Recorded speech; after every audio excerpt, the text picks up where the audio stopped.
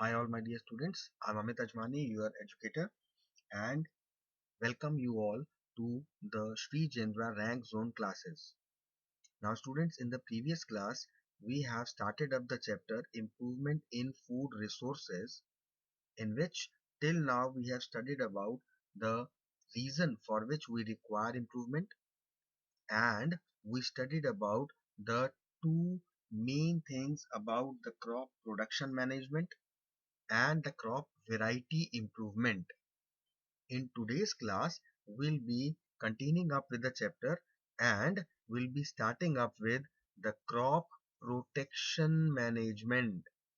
Till now, we have provided the crops with the proper nutrients that they require in the forms of fertilizers and manures.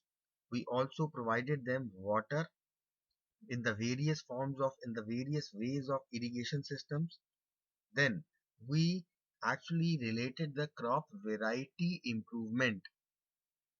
Now, when the crops are ready, we need to protect these crops.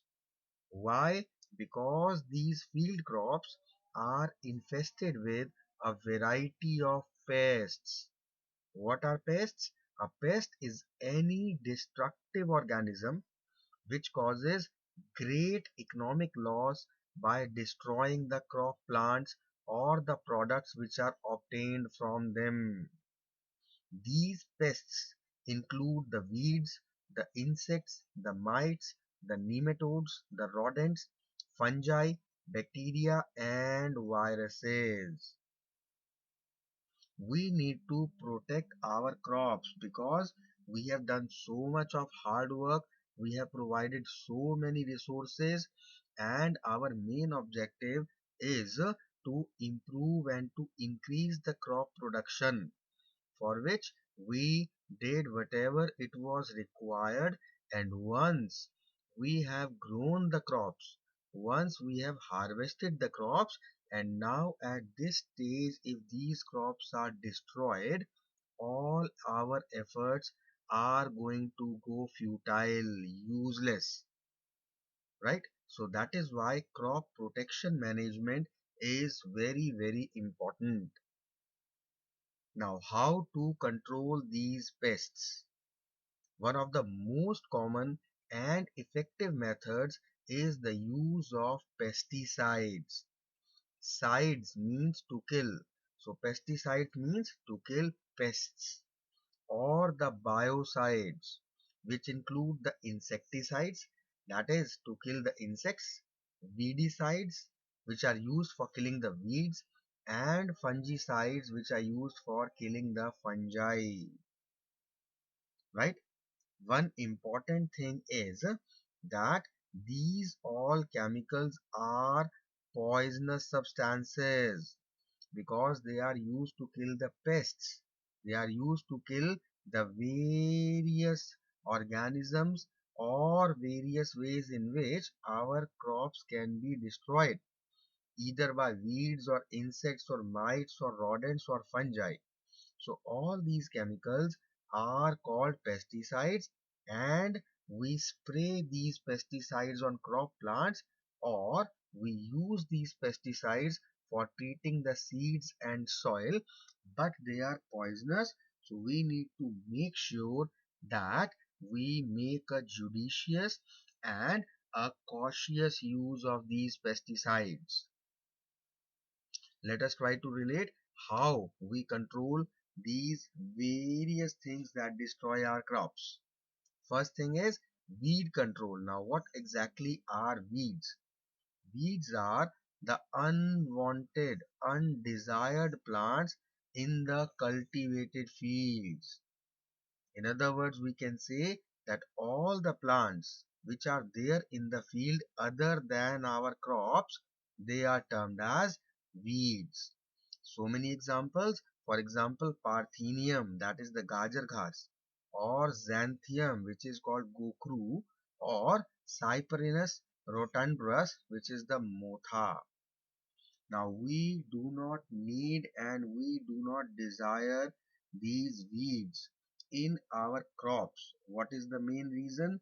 They are not directly harming our crops, but The problem is that these weeds tend to compete with our crops for food, water, nutrients, space, and light. So why would we want to just distribute our resources among our crops and weeds, especially when we do not have any kind of utilization of these weeds? So that is the main reason why we tend to control these weeds, right? Next, we need to control the insect pests.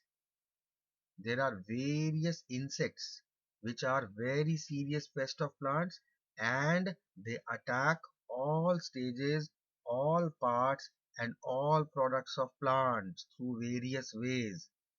They can attack through root or stem or leaf. They suck the cell sap or they bore into stem and fruits, because of which our crops get destroyed. And this is what exactly we do not want. And that is the reason why we tend to control these insect pests.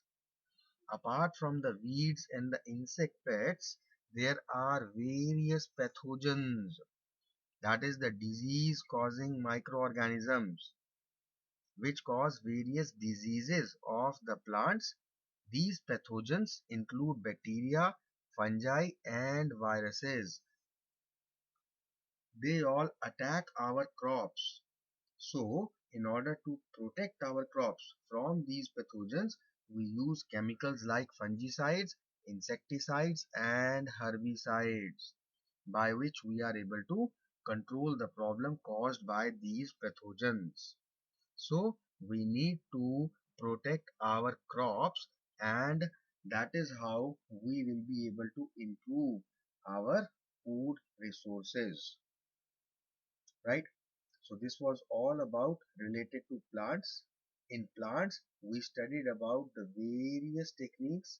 First of all, we improved the variety so that we can have a better quality. We can have a biotic and abiotic resistant variety. We have the variety which is having desirable agronomic characteristics, right? And with these improved varieties, then we sowed them in the fields.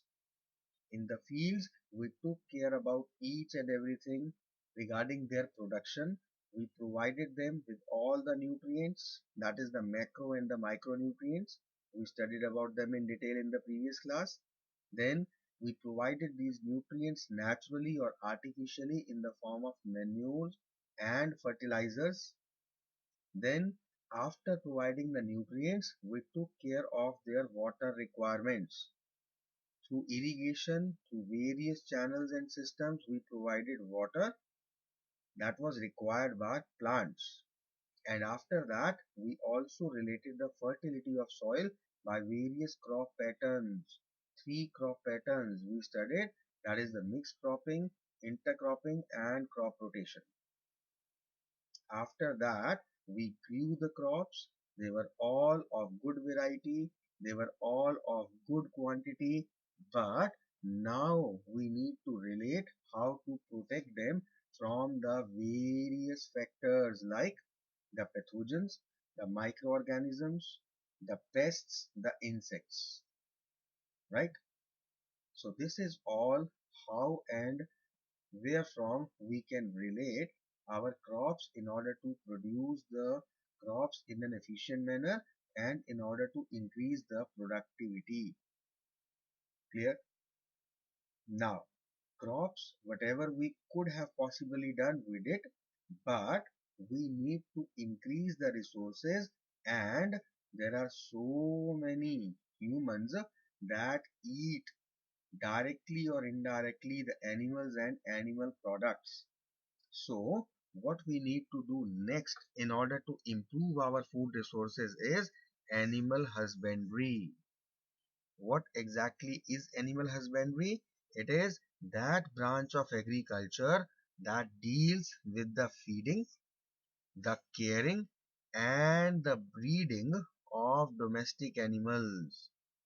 So all the animals which are domesticated, we need to take care of their food, we need to take care of their various requirements and protection, and we need to breed them so that we can improve our animal food resources.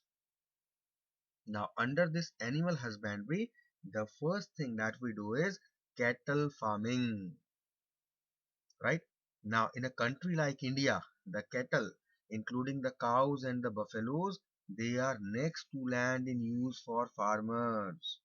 There are various reasons why we domesticate cattle. The human beings domesticate them for milk and for meat, for the leather that is formed of their skin, and for transportation. Clear? So, cattle raising is done to fulfill the specific needs for dairy as well as draught, or for the dual purpose of breeds, for various agricultural works like tilling or irrigation or carting. These are the various forms in which, or these are the various reasons for which we domesticate the cattle.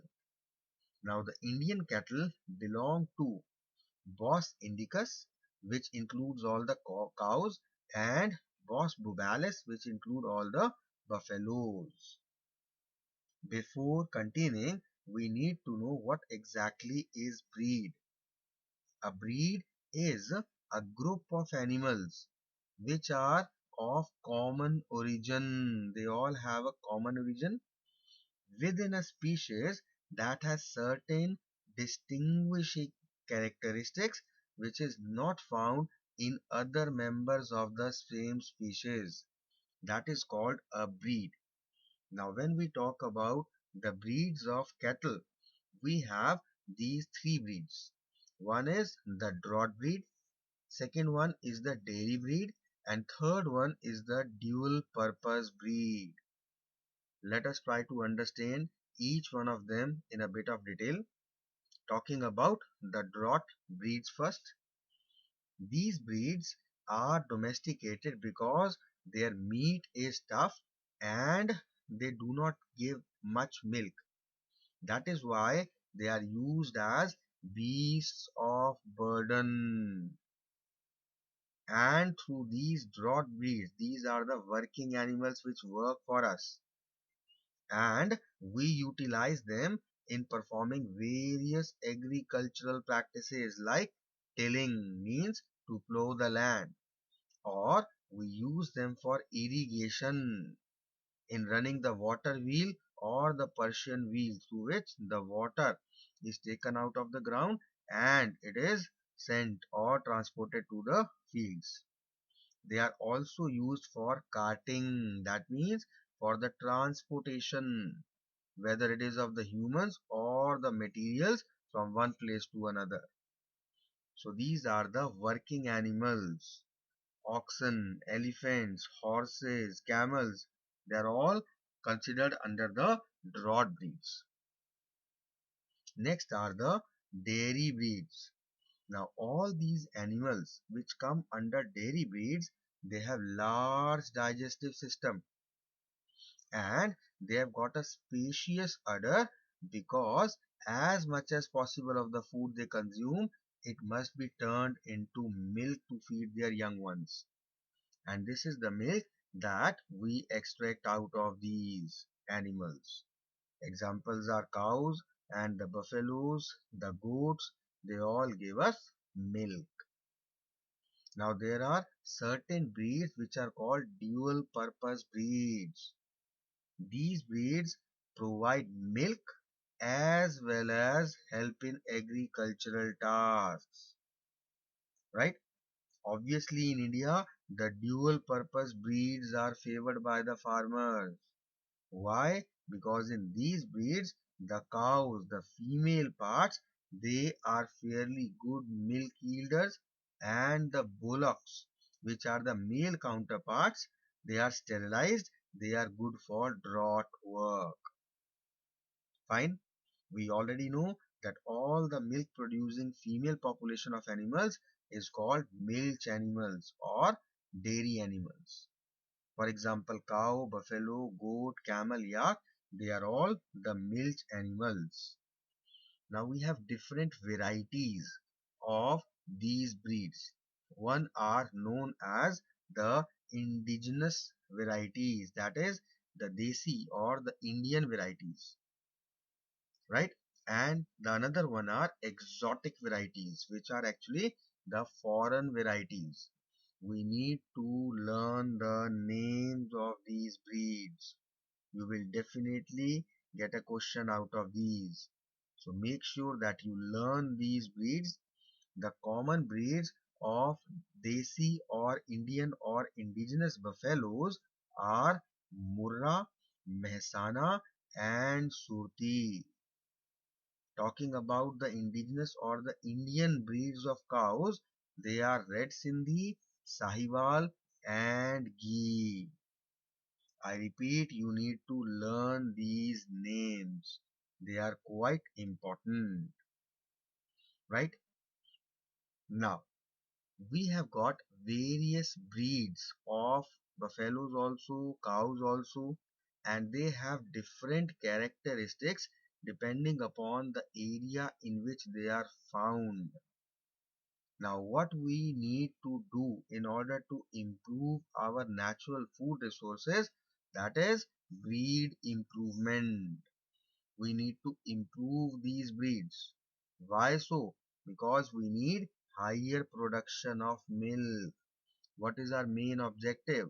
Our main objective is to somehow make an improvement in our food resources. This is what the chapter is all about, right? So what we do is we actually breed these animals. Now the milk production of the milching animals, it depends on their lactation period. Now what is the lactation period? It is the period of milk production between the birth of a young man and the next pregnancy. Now there are certain breeds, exotic or the foreign breeds, which are far more better than our Indian breeds when it comes to the lactation period or when it comes to the various things, other things like disease resistance or like their immunity or like the amount of feed they are having or the amount of milk they are producing, right? Some of these exotic or the foreign breeds of cows are Jersey, Holstein Friesian and Brown Swiss. Apart from that, we have got Curran Swiss, Curran Fries and Frieswell, right? So we actually breed our Indian varieties along with these exotic or the foreign varieties so that we can get the desired characteristics. Now, what are the desired characteristics? We must be going and preferring for the exotic breeds, but it is not so. Apart from the longer or increased lactation period or the amount of milk they are producing, that is a good thing and positive thing about the exotic breeds. But there are certain characteristics in which our Indian breeds are also better. For example, they are quite resistant and adaptable to the Indian conditions. They are disease resistant. They are strong and tough. So when we breed the indigenous and the exotic varieties, then the hybrid that we get, it consists of the characteristics of both of them which we actually desire. Fine. Now when we talk about animal husbandry or the cattle, we need to also take care of the food and the feeding habits.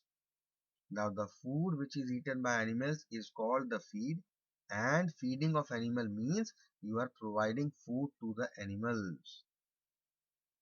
Depending upon the various animals, the food requirements are also different. Mainly, if we categorize the food requirements of dairy animals, it is of two types. This is very important. Please try to relate. First type of requirement is the maintenance requirement to maintain their metabolic activities. The food is required by the animal to support it to perform the basic functions of life. So the food should be such that it provides all the nutrients and the essential things which are required for the maintenance, for the performance of the basic functions of life.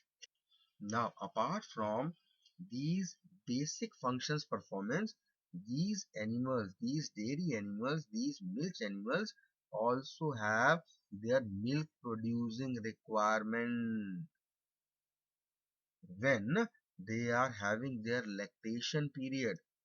Then they require a different type of food, right? So the food must be such that it fulfills both these kind of requirements of the dairy animals.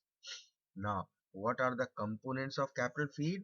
The animal feed includes two types of substances. First, quite importantly, is the roughage. Now, this roughage mainly consists of fibers such as green fodder or silage hay, which is also called straw of cereals and legumes, right? And the second type of substances included in the cattle feed or the animal feed are the concentrates.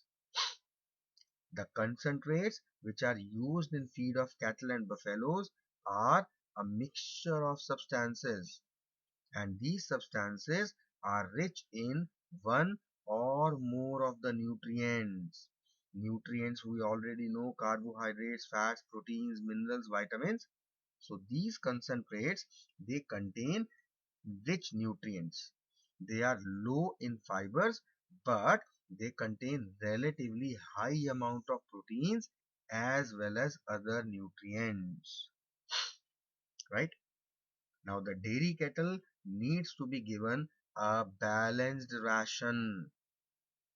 Just like our balanced diet which we humans require, the dairy cattle also need to be given balanced ration which contains all the nutrients in proportionate amounts. When we are talking about balanced ration, what exactly is ration? Ration is the amount of food which is given to the animal during a 24-hour period. So on a daily basis, if we talk about all the amount of food given to the animals during one day, that is called their ration. So this is how we need to take care of their feeding habits, providing all the necessary nutrients to them. Now, apart from feeding them, one important another thing required and taken care of in animal husbandry is proper cleaning and shelter facilities. They also need to be provided to the cattle because the maintenance of their proper hygiene, that is must. And when we talk about a good animal shelter, it is just like our humans, because these are also life forms. Their shelter should be such that it should protect them from abnormal or extreme environmental conditions. Like if there is any storm or rain or heat, it should protect them from all these. It should be clean, it should not be filthy, the excreta should be removed, and they have a bit of slanting surface. The ground is a bit slanting so that whatever urination all these organisms do there, that actually flows down. So proper hygiene and a proper shelter is also required. Apart from that, we also need to give proper vaccination, and we help in prevention of the diseases in these. That is also must. Once again, just like humans, these animals also suffer with a lot of diseases. So we need to protect them from these diseases, and for that there are certain vaccinations that needed to be given to them. So when We are going to take care about their hygiene, about their shelter, about their health, and about their nutrients. Only then we'll be able to increase the output. Clear? So this is about the various things that we need to relate with the cattle. Next, let us come to poultry farming. Now, what is exactly poultry farming and how is it done? It is the raising of the domestic fowl. And why it is done? Because they serve us two purposes.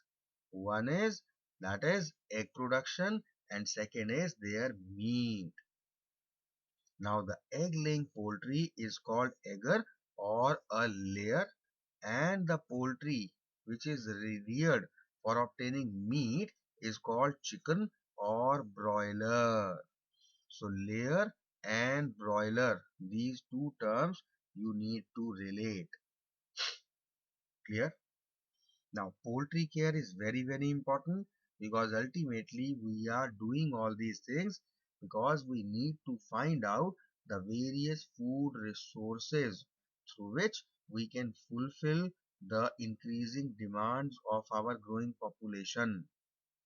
And all the poultry care that we are required to do, they require good management practices. If we are not managing, then in that case we will not be able to produce good poultry. Now when we talk about these practices are different from boilers and different from layers, because both of them are different, so their requirements obviously will be different. The things common is, we should provide good housing and good shelter. We need to provide good feed. We also need to take care about their health, about the diseases. We need to try to prevent them. We need to provide them with vaccination, right? These are the things which are common. But when we talk about broilers, the certain different things or special things required for broilers are that the housing, nutritional and environmental requirements of broilers, they are taken care of, because they are different from that of layers. The conditions provided have to be favorable for them, because of the fast growth and the low mortality that we require in broilers. We want the broilers to grow fast. Reason is because then only their meat, their flesh will be sold for higher amounts, right?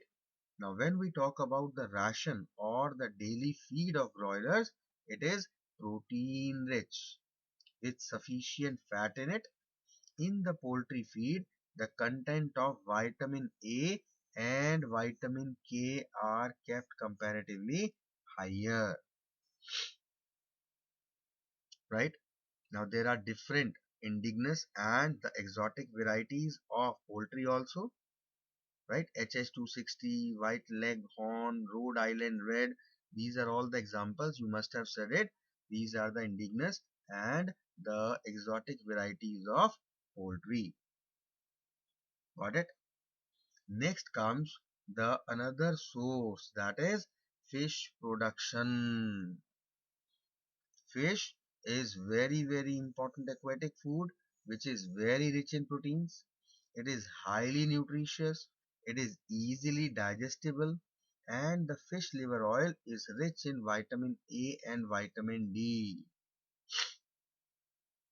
Now, in a country like India, which has got a very big coastal line, the whole of the South India is surrounded by seas. Over there, this fish production, this fish can be very useful to fulfill the requirements, the demands of the population. So we need to work seriously on trying to make effort to increase this fish production as much as possible. Now, depending upon the mode of obtaining fish, the fisheries are categorized as two types. One is the capture fishery, and another is the culture fishery. What is the difference between the two? Capture fishery is actually the fish which is captured, which is caught from the natural waters. Either it is marine or inland, both type of waters. So if we are catching the fish from their natural habitat, that is known as capture fishery. But another one is the culture fishery. In this, the fish is cultivated, reared, and harvesting of fish is done. This culture fishery is also called fish farming or very important pisciculture. On this, you have got question one or two times. What is pisciculture? It is basically the cultivating, rearing, and harvesting of fish. Clear? Another term that you must be familiar with is aquaculture. Now, what is aquaculture? The growing of various types of aquatic organisms in water bodies. That is called aquaculture. Now, you need to relate a few examples of popular marine freshwater fishes, some freshwater fishes also. Let us see. The popular marine fish varieties are pomfret, mackerel, tuna, sardines, Bombay duck, finned fishes like mullet, bhetki, pearl spots, and certain shellfish like prawns. Right? Oysters, they are also cultivated because of the pearl that they make. Right? Some freshwater fishes, they include katlas, rohus, silver carp, grass carp, mrigal, and common carp. So these are the freshwater fishes. Clear? So by increasing the fish production, we can somewhere somehow try to compensate for the lack of the food resources. Another thing that we are looking forward and we are trying to do is beekeeping. Now, beekeeping is also known as apiculture. All these terms you need to remember: pisciculture, apiculture, aquaculture, right? These all you need to relate and learn. Now, when we talk about bees, there are certain varieties which are used for commercially producing the honey. These varieties are Apis corana indica, which is known as Indian bee, A. dorsata, which is called the rock bee, and A. flore, which is known as the little bee. So these are a few local varieties. Very important. Many a times you can encounter these questions in the past few years. You can see them. They have already come. An Italian bee variety whose name is A. mellifera, which is very, very important. Now, this A. mellifera has brought an increase in commercial honey production. This A. mellifera is preferred over all the local varieties because of certain reasons. Let us try to relate what are the various reasons for which this Italian bee variety is preferred. These are the various reasons. Number one is that this Italian bee variety A. mellifera is gentle in nature. It stings less. Secondly, it has good honey collection capacity. The third important reason is that it has the ability to protect itself from enemies. And the fourth reason is that it has prolific queen with less swarming. So these are the various reasons because of which this Italian bee A. mellifera is preferred. Right? So this is all about apiculture or the beekeeping, and this is all about the chapter improvement in food resources. So when we talked about the improvement in food resources, we mainly talked about What all things? We talked about improvement in plants and the plant products. Then we talked about animal husbandry. In animal husbandry, we related the food resources coming from the dairy animals, right? As well as the animals for which are used for their meat.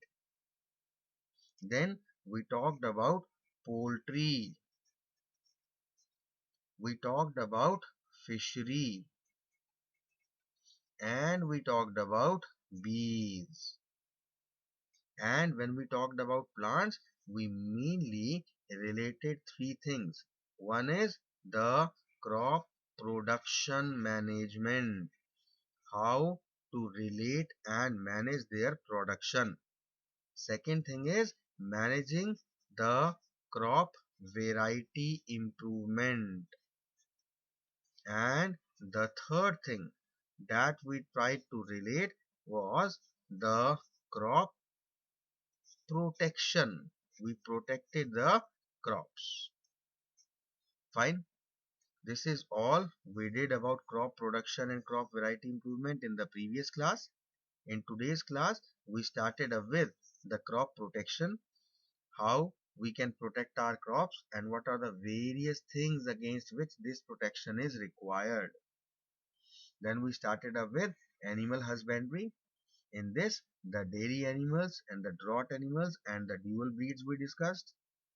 We talked about the ration of the daily feed of these animals. We saw how their requirements are different. They have the maintenance requirement as well as they have got the milking requirements during their lactation period. And their ration includes roughage, that is mostly fiber, as well as concentrates, that is nutrient specific. We also need to take care about their shelter. We also need to take care about their personal hygiene. We also need to take care about their vaccination and the prevention of their diseases to maintain them healthy. Fine. So this was also all about the dairy. Then we studied about poultry. In poultry, we saw that there are layers and broilers. Layers who lay eggs and the broilers whom we use for their meat. Especially for broilers, their feeding includes something different. It is rich in vitamin A and vitamin K along with high fiber and high protein rich and the considerable amount of fat inclusion. The fibers are low in amount. It is protein rich and more fat. Fine. Then in poultry also, we need to take care of their health, their shelter. We need to take care about their vaccination, their disease control. We need to take care about their hygiene. Clear? Talking about the fishery, we saw two types of fish production is there. One is capture fishing and one is culture fishing. The capture fishing is directly obtaining the fish from their natural habitat, that the sea water lakes, maybe marine, maybe freshwater, anywhere. And capture fishing is the rearing of, growing of the fish from the fish seed and larvae. We saw about the various marine and the various freshwater fishes, their examples. Quite important, you need to remember. Then we talked about bees or the honey production for which bees are reared. In this, we have seen a few indigenous or the Indian varieties. You need to relate the names of all three and along with the names given in the brackets. Like Apis corona indica, it's corona, not corona. It's Apis corona indica. It is called the Indian bee. Then A. dorsata is the rock bee. A. florae is the other name of little bee. So these you need to relate. And above these all, the most preferable one is the Italian bee variety known as A. mellifera. And we saw the various reasons why this Italian bee is so highly preferred, right? So through dairy, through poultry, through fishery, through bees, we are trying to compensate for the loss of all the plants and the production from plants, which because of our human activities like deforestation, like excess use of chemicals, that basically is causing, right? In this, we have got a few definitions. One is of genetic manipulation, one is of hybridization. Then we talked about what exactly a breed is. We talked about aquaculture, we talked about apiculture, pisciculture, silviculture. These are all the terms that you need to relate. You need to remember. They are important. Clear? So finally, this is all about the improvement in food resources. I hope everyone must have understood. Now in this class we have done a few things which are actually worth learning, like the indigenous varieties and the exotic varieties of cattle. This you need to learn. The names of the bees you need to learn. The various definitions you need to learn. So make sure by the next class you have learnt all, because as you are aware, in the next class we will be conducting the question answer session of improvement in food resources. Clear to all? So let's catch up tomorrow. Time to end today's class. We'll meet for the next class. And till then, take care of yourself, stay happy, and stay healthy. Thank you so much, guys. Goodbye, everyone.